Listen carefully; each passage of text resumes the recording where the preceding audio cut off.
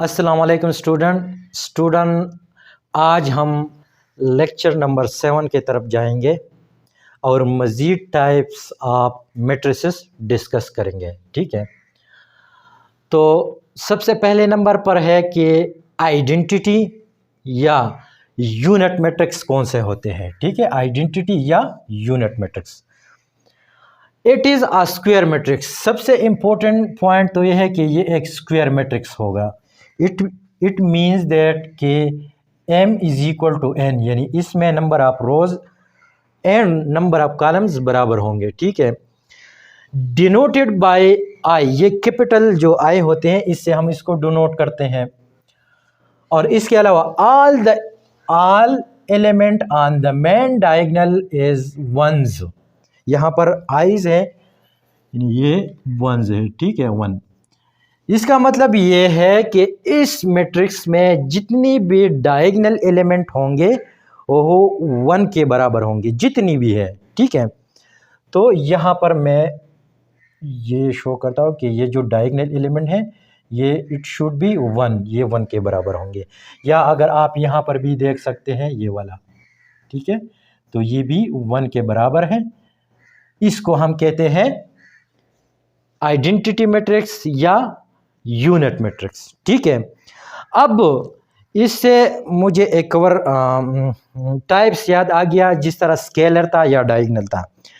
तो इस identity matrix को मैं स्केलर कह सकता हूं, या क्योंकि जो मेन डायगोनल है वो क्या है, 1 है ना। ठीक है, इसको मैं स्केलर कह सकता हूं। तो यह इस तरह मैं कह सकता हूं कि every identity matrix is a scalar matrix. दूसरा, इसको मैं डायगोनल मैट्रिक्स भी कह सकता हूँ, क्योंकि जो डायगोनल एलिमेंट है वो नॉन ज़ीरो है, तो इसको मैं डायगोनल भी कह सकता हूँ। ये दो बहुत इंपॉर्टेंट पॉइंट है एमसीक्यूज और एग्जाम पॉइंट ऑफ व्यू से। ठीक है, दूसरी नंबर पर है ट्रांसपोज मैट्रिक्स। अब ट्रांसपोज मैट्रिक्स कौन से मैट्रिक्स होते हैं? इंटरचेंजिंग म्यूचुअली द रोज, जिसको हम m से रिप्रेजेंट करते हैं, एंड कॉलम, जिसको हम n से रिप्रेजेंट करते हैं, आर कॉल्ड ट्रांसपोज मैट्रिक्स। इसका मतलब यह है कि सपोज हमारे पास एक मैट्रिक्स है, उसकी रोज को हम कॉलम बनाएं और कॉलम को हम रोज बनाएं, then it is called transpose matrix. For example a is equal to, ये मेरे पास एक मैट्रिक्स है।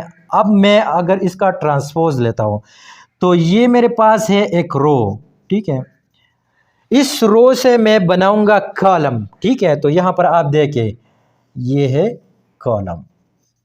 ठीक है, तो ये रो चेंज हो गया कॉलम में। ठीक हो गया।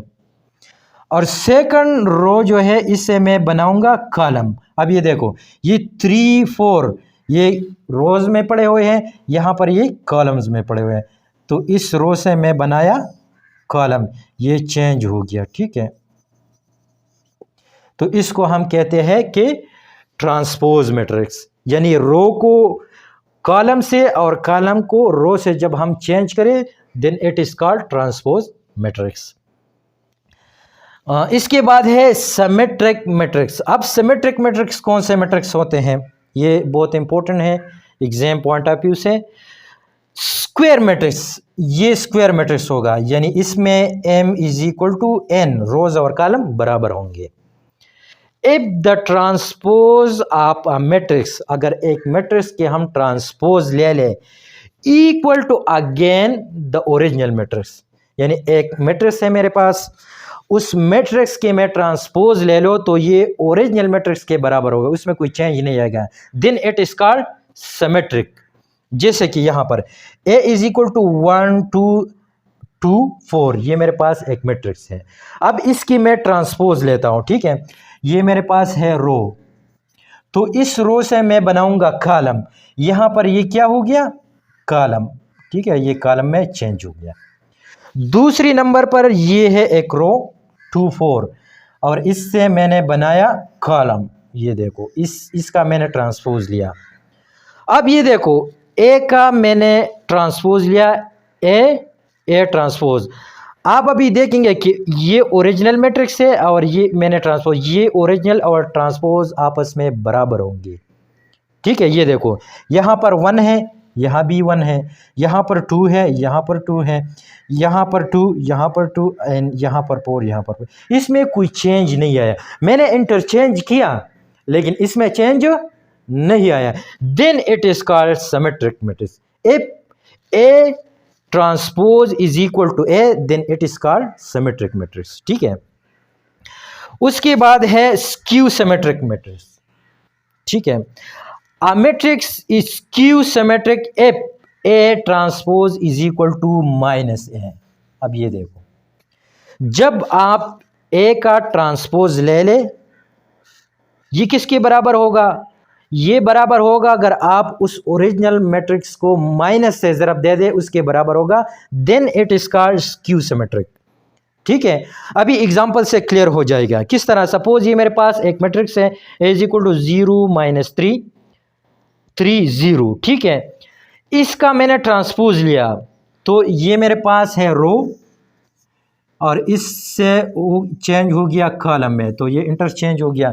ये मेरे पास है सेकंड रो, इसको मैंने इंटरचेंज किया इस कॉलम से, तो ये उसका ट्रांसपोज बन गया। ठीक है, अब ये देखो, इस ए को मैं माइनस से ज़रब देता हूँ, अगर ये ए ट्रांसपोज के बराबर आया इसके, तो ये ठीक होगा। अब ये मेरे पास है ए, ठीक है, -0 -3 3 0, इसको मैं माइनस से ज़रब देता हूँ।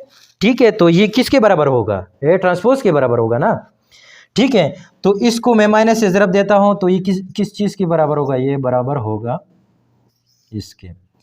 0 यहाँ पर आ गया और इस माइनस को माइनस से जब आप ज़रब दे दें तो ये प्लस आ जाएगा, तो यहाँ पर 3 आ गया।